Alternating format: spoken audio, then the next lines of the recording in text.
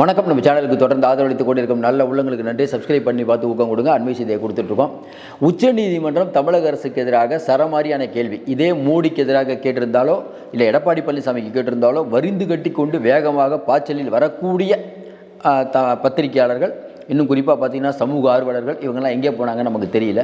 ஏன் இதை சொல்கிறோம்னா, எதுக்குறதுனா எல்லாத்தையும் எதுக்கணும். திராவிட மாடல் ஆட்சியை தூக்கி பிடிக்கக்கூடியவர்கள், அதுவும் குறிப்பாக பார்த்தீங்கன்னா ஈஷாவுக்கு எதிராக வேகமாக குரல் கொடுக்கக்கூடியவர்களுக்கு ஒரு அதிர்ச்சியான செய்தி. இன்றைக்கி உச்சநீதிமன்றம் கேட்ட கேள்வி, 634 என்ன பண்ணிட்டு இருந்தீங்கன்னு கேட்குறாங்க. இதே மோடியை கேட்டிருந்தால் தூங்கிட்டீங்களா இருந்தீங்கன்னு கேட்டாங்கன்னா நம்ம தம்ப்ளியில் வச்சு போடுவோம். அதை ஐடிவிங்க திமுக காரங்கெல்லாம் சூப்பர், மோடியை இடியை இறக்கிய உச்சநீதிமன்றம்னு போடுறோம். இப்போ என்ன பேசியிருக்காங்க? தொடர்ந்து இந்த ஆட்சியை பற்றி நம்ம குறை சொல்லும் போது உயர்நீதிமன்றம் உச்சநீதிமன்றம் கண்டனம் தெரிவிக்கிறது நம்ம தொடர்ந்து சொல்லிகிட்டு இருக்கோம். அதனுடைய ஒரு வெளிப்பாடு தான் இது. ஈஷா யோகா மையத்திற்கு எதிரான கேஸில் நம்ம ஏற்கனவே இந்த வீடியோ போட்டோம். பெரும்பாலான ஊடகங்கள் பார்த்திங்கன்னா, அதுவும் திமுக ஆதரவு ஊடகங்கள் சரியாக அடித்தார் ஸ்டாலின், எகிரி அடித்தார் உதயநிதி. என்ன அடித்தாங்கன்னு நமக்கு ஒன்றும் புரியல. ஈஷா மையத்துக்கு எதிராக என்ன நடவடிக்கை எடுத்தீங்கன்னு மதுரை கோர்ட்டில் கேட்டாங்களே, யார் வழக்கறிஞரை பார்த்து, தமிழ்நாடு அரசு வழக்கறிஞரை பார்த்து கேட்டு சொல்கிறோம் அப்படின்னீங்க. என்ன நடந்தது? இப்போ ஏன் இந்த தாமதம்? ஈஷா மையத்திற்கு எதிராக வேகமாக ஏன் தமிழக அரசு இயங்கவில்லை அப்படின்னு இன்றைக்கி உச்சநீதிமன்றம் கேட்டிருக்காங்க.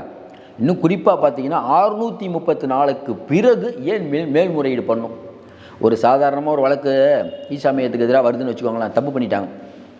தமிழ்நாடு அரசு தான் சொன்னிச்சு, அங்கே ஸ்கேன் சென்டருக்கு லைசன்ஸ் இல்லை, மயானத்துக்கு அனுமதி இல்லாமல் பண்ணுறாங்க. இப்படி சொன்னீங்களா?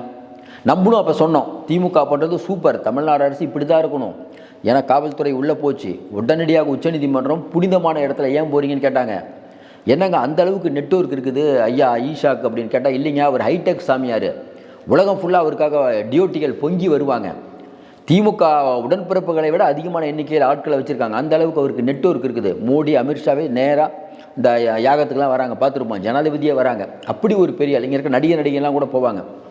பணம் படைத்தவர்களுக்கான சாமியார். அவங்க ஆள் காணா போச்சுன்னு பாலியல் பிரச்சனை, எவ்வளோ பிரச்சனைகள். வெளியில் தான் இந்த பிரச்சனைன்னு பார்த்தா அங்கே ஏகப்பட்டது நடந்து, அது ஏகப்பட்ட கம்ப்ளைண்ட். சரி, இப்படி இருக்கும்போது திராவிட மாடல்னு ஒரு வந்தபோது எல்லோரும் யோசித்தோம், ஸ்டாலின் வராரு, விடியல் தர போகிறாரு. சரி, பெருசாக ஏதாவது விடியல் தர போகிறார் பொழுது, இஸ்லாமிய கிறிஸ்துவ மக்களுக்கு ஒரு பாதுகாப்பாக அரணாக இருக்கக்கூடியவர், எல்லா மக்களுக்கும் பாதுகாப்பாக இருக்கக்கூடியவர், திராவிடம் பேசக்கூடியவர். சரி, இவர் வந்தால் ஈஷா மையத்து மேலே பெரிய கடும் நடவடிக்கை எடுக்க போகிறாருன்னு பார்த்தா, இப்போ உச்சநீதிமன்றம் என்ன கேட்குது? அனுமதியின்றி உள்ள கட்டடங்கள் கட்டியிருக்காங்க அப்படின்னு ஒரு கேஸ் வருது. உயர்நீதிமன்றம் அதை நிறுத்தி வைக்குது.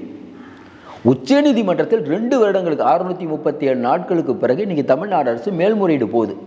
அப்போ உச்சநீதிமன்றம் என்ன கேட்குதுன்னா, என்னங்க அந்த கட்டடம் பிரச்சனை அப்படின்னு சொல்கிறீங்க, 2 வருஷத்துக்கு முன்னாடியே உயர்நீதிமன்றம் சொல்லிட்டாங்க, ஏன் அப்போவே நீங்கள் மேல்முறையீடு பண்ணல?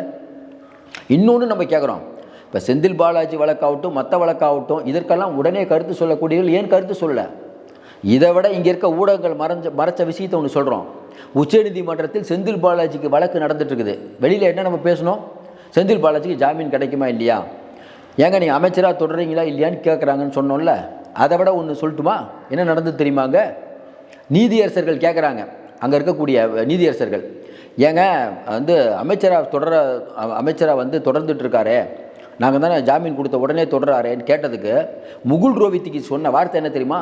செந்தில் பாலாஜிக்காக ஆஜரான வழக்கறிஞர் சொன்ன வார்த்தை, அவர் ஒழுங்காக ஆஜராகிட்டு இருக்கார் யுவரானர், அது மட்டும் சொல்லியிருந்தால் பிரச்சனை இல்லை. பின்னாடி இன்னொரு வார்த்தை, இந்த அடிக்கடி ஆஜராகிறதுனால அமைச்சர் பதவியை கூட சரியாக செய்ய முடியல அப்படின்னு சொல்கிறார். யார் சொன்னது? யார்? செந்தில் பாலாஜி. உச்சநீதிமன்றத்தில் என்னால் சரியாக பணிகளை கூட மேற்கொள்ள முடியவில்லை, ஏன்னா அடிக்கடி நீங்கள் வாய்தான்னு கூப்பிட்றீங்க, அங்கே போகிறேங்கிறாங்க. நம்ம என்ன கேட்குறோம்? நீங்கள் ஒரு குற்றம் சாட்டப்பட்டவர், அப்படிங்கும்போது போய் தான் ஆகணும். இது ஒரு காரணம்னு உச்சநீதிமன்றத்தில் சொல்லுது. இதே மோடியோ அமித்ஷாவோ இல்லை நம்ம எடப்பாடி பழனிசாமியோ இல்லை யார் நாயுடுவோ நிதிஷோ சொன்னால் நம்ம என்ன சொல்லுவோம்? பார்த்தீங்களா, மோடி அவர்கள் மக்களுக்காக பணியாற்ற முடியல, ஏன்னா இவர் மேலே ஏகப்பட்ட கேஸ் இருக்குது, இதுக்கு போய் ஆஜராகிட்டு இருக்காரு. இப்போ ஆஜராகிறதுனா எதுக்கு உங்களுக்கு இந்த பதவி கேட்போமா இல்லையா? இது எந்த அரசியல்வாதிங்க சொல்லுவார்? இதை தமிழ்நாட்டு ஊடகங்கள் எப்படி மறைச்சது? நமக்கு ஒன்றும் புரியலையே. நீங்கள் உச்சநீதிமன்றத்தில் போய் என்ன சொல்கிறீங்க? ஐயா என்னால் பணிகளை மேற்கொள்ள முடியல, ஏன்னா நான் அடிக்கடி வந்து இதுக்கு போக வேண்டியதாக, கோர்ட்டில் போய் நிற்க வேண்டியதாகுதுன்னு. கோர்ட்டில் நீங்கள் நிற்கிறீங்கன்னு தெரியுது இல்லை, அப்புறம் எதுக்கு அமைச்சர் பதவின்னு கேட்கணுமா வேணாமா தமிழ்நாடு மக்கள்? ஆனால் இங்கே இருக்கக்கூடியவங்க அதெல்லாம் ஒன்றும் பிரச்சனை இல்லைங்க. கருத்து கணிப்பில் திமுக வென்றது, அடுத்து திராவிட மாடல் ஆட்சி தான். ஐயோ தாங்க முடியல, இப்போவே திராவிட மாடல் ஆட்சி தாங்க முடியல, அடுத்துமா? கொஞ்சம் யோசனை பாருங்க. ஒரு பக்கம் பார்த்தீங்கன்னா இன்றைக்கி பொருளாதாரம் எந்த நாளைக்கு இதை எதை பற்றியுமே விவாதிக்காத ஊடகங்கள் இந்தியா டுடேயில் சொல்லிட்டாங்க சிஎம் வந்து ஜெயிச்சிருவார். உதயநிதி அவர்களும் சொல்கிறார், நாங்கள் வந்து ஏற்கனவே நிறையா பர்சன்டேஜ் வாங்கிட்டோம், நாங்கள் தான் ஜெயிக்க போகிறோம். அது மக்கள் தீர்ப்பு சொல்லிட்டோம். இந்த விஷயத்தை பொறுத்து நம்ம என்ன கேட்குறோன்னா, ஈஷா யோகா மையத்துக்கு எதிராக பல குற்றங்கள் நடக்குதுன்னு பெரியார் இயக்கங்கள், பெரியார்வாதிகள் எல்லாரும் குரல் கொடுத்துட்ருக்காங்க. திமுகவும் குரல் கொடுத்தது இல்லை, நம்ம சொல்லலை. ஆனால் நீங்கள் குரல் கொடுக்கறது மட்டும் இல்லை, உங்களுக்கு அதிகாரம் வந்து விட்டது. அதிகாரம் வந்த போதும் ஏன் நீங்கள் தாமதிக்கிறீங்க நம்ம கேட்குறோம். நீங்கள் தான் வேகமாக சொன்னீங்க. கோயம்புத்தூர் மேயர் சொன்னார், அங்கே இருக்கக்கூடிய மயானத்தில் வந்து மயானத்துடைய இதை ஆர்டரை நாங்கள் கட் பண்ணுறோம். நீங்கள் ஒன்றுமே நடக்கலையே. அப்போ ஈஷா மையத்துக்கு எதிராக இங்கே இருக்கக்கூடியவங்க நிறைய டிவிலெலாம் பார்த்தீங்கன்னா தெரியும், அந்த பெரியாரிஸ்ட் பேசுவாங்க, சமூக ஆர்வலர்கள் பேசுவாங்க, பாருங்கள் ஈஷா அதை பண்ணியிருக்காரு, இதை பண்ணியிருக்காரு, அப்படி பண்ணியிருக்காரு, இப்படி பண்ணியிருக்காரு. அதுக்கெல்லாம் மேலே போய் இல்லை அதிமுக அமைச்சர்களுடைய பணம் நிறையா இருக்குது, சங்கிகளுடைய பணம் நிறையா இருக்குது. நீங்கள் தான் கொள்கை வீரர்களாச்சே, சங்கிகளுக்கு எதிரான ஒரு இயக்கம் நடத்தக்கூடியவர்களாச்சே, பெரியாரின் கொள்கைகளை பகுத்தறிவை உருவாக்கிய கட்சியாச்சே திமுக. நீங்கள் ஏன் சார் நடவடிக்கை எடுக்கலை? நானும் இன்னொருத்தரோ சொன்ன பணம் வாங்கிட்டு சொல்கிறீங்க. நீங்கள் 630 நாள் ஏன் நீங்கள் கோட்டை வெட்டிங்கிறது என்ன பதில்? தலைமைச் செயலாளரை மிக மிக முக்கியமான விஷயங்க, இதுக்கு யாராவது பதில் சொல்லுங்கள். தலைமைச் செயலாளரை உயர்நீதிமன்றம் ஆஜராக சொல்லுது. ஏன்? ஒரு வழக்கில் ஒருத்தர் கேஸ் போட்டு எஃப்ஐஆர் எடுக்குது. ஐயா எஃப்ஐஆர் பதிவு பண்ணி லேட் ஆச்சுங்க, அது வந்து என்ன நடந்ததுன்னே தெரியலன்னு கோர்ட்டுக்கு போகிறார். கோர்ட்டில் நீதியரசர் கேட்குறாரு, என்னங்க அந்த எஃப்ஐஆர் என்ன ஆச்சுன்னு. எஃப்ஐஆரை க்ளோஸ் பண்ணாமல் விட்டாங்க, ஆனால் சொன்ன பதில் க்ளோஸ் பண்ணிட்டோன்னு. உடனே கோபமடைந்த நீதியரசர், ஏங்க தலைமை செயலரை ஆஜராக சொல்லுங்கன்னு சொல்கிறாங்க. வெறும் தலைமை செயலாளர் கோட்டையிலேருந்து அங்கே போய் நிற்கணும், அவ்வளோதான். இது ஒரு சின்ன விஷயம். இதற்கு தலைமைச் செயலாளர் நிற்கக்கூடாதுங்கிறதுக்காக நைட்டோட நைட்டாக போய் உச்சநீதிமன்ற கதவை தட்டி 40 லட்ச ரூபா வக்கீலுக்கு கொடுத்து கடைசியாக உச்சநீதிமன்றம் ஒரே ஒரு வார்த்தையில் முடிச்சிட்டாங்க, நாங்களாம் இன்னும் பண்ண முடியாது, உயர்நீதிமன்றம் சொல்கிற மாதிரி ஆஜராகுங்க. இதுக்கு 40 லட்ச ரூபா.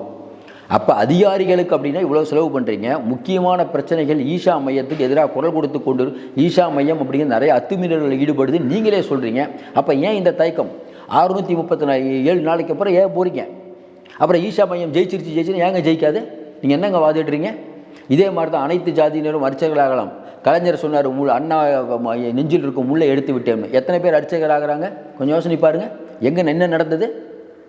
சிதம்பரம் நடராஜர் கோயிலில் இருக்கக்கூடிய அந்த பிரச்சனை எவ்வளோ நாளாக போயிட்டு இருக்குது பார்த்தீங்கன்னா. அதாவது ஆளுநர் போய் அங்கே போய் எதுவுமே நடக்கலைங்கிறாரு, நீங்களும் அப்படி போகிறீங்க வந்துடுறீங்க.